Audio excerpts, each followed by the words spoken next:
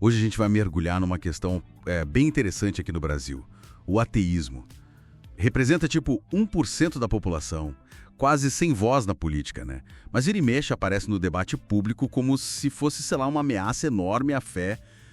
Por quê? Pois é, essa é a grande pergunta, né? Se os números não mostram isso, de onde vem essa percepção? Para investigar isso, a gente está se baseando em análises do Jorge Guerra Pires, que é PhD, lá do blog Mente Ateísta, e também em checagens do site Aos Fatos. Isso, a ideia é entender quem ataca quem, de verdade, na questão religiosa aqui. Exato. E por que o ateísmo acaba virando esse alvo, né? E como as leis, refletem ou talvez até distorçam isso. Vamos tentar desempacotar essa história. Para começar, tem esse projeto de lei recente, o 3176 de 2024, da senadora Soraya Tronic. Ah, sim. Aquele que quer aumentar a pena para crime perto de igreja, templo, dessas coisas. Isso. Veio depois daquelas críticas ao Frei Gilson e outras figuras, né? Parece proteção. Ok. Mas qual é a história por trás? Quem realmente está sofrendo ataque?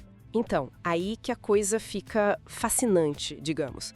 Porque os dados oficiais do Disque 100, eles contam uma história bem diferente. Diferente como? Olha só, mais de 80% das denúncias de intolerância religiosa são contra quem?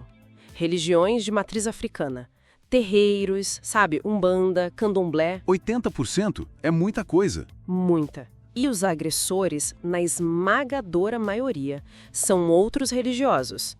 Principalmente, alguns grupos neopentecostais mais radicais. Então o que a gente vê, na real, é uma intolerância majoritariamente intrarreligiosa, dentro do campo religioso. Faz sentido.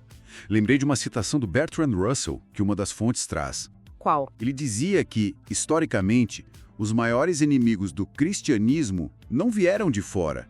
Vieram de dentro. As heresias, as divisões internas. Exatamente. E hoje parece que se repete.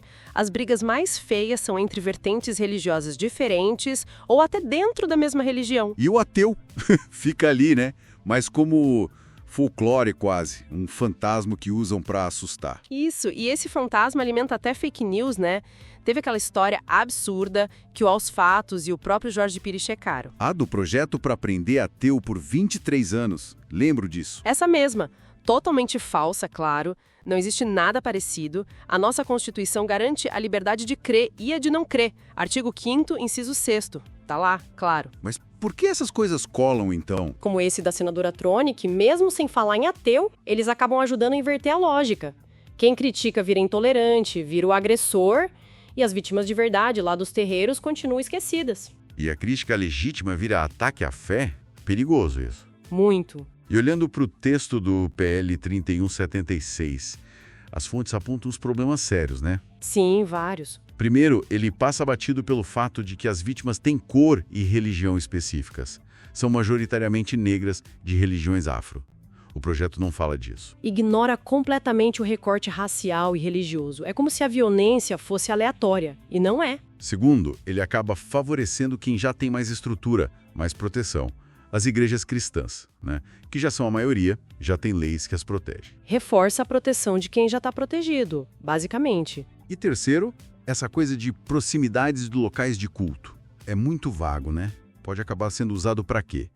Para criminalizar protesto, arte, crítica. Exatamente. Abre uma brecha complicada para silenciar vozes discordantes perto desses espaços. Então, se a gente quer mesmo defender a liberdade religiosa, por onde seria o caminho? Olha, o caminho real passa por olhar para a história, para as desigualdades.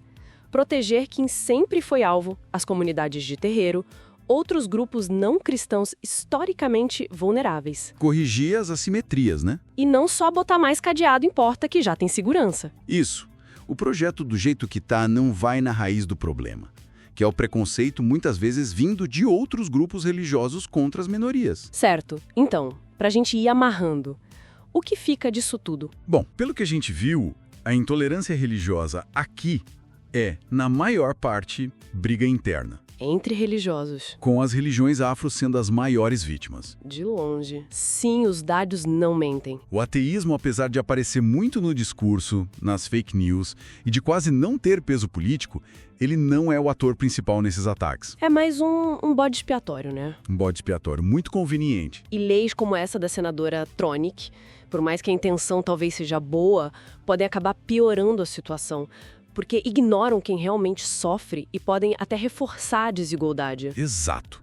Protegem a ideia de fé, no abstrato, mas esquecem as pessoas de fé que são atacadas concretamente. Fica a reflexão final, então. Por que será que essa narrativa do perigo ateu ou da cristofobia continua tão forte na mídia, na política, mesmo com os dados mostrando outra coisa? Parece que desvia o foco, né, do problema real, que é o dogmatismo, a dificuldade de convivência entre as próprias religiões.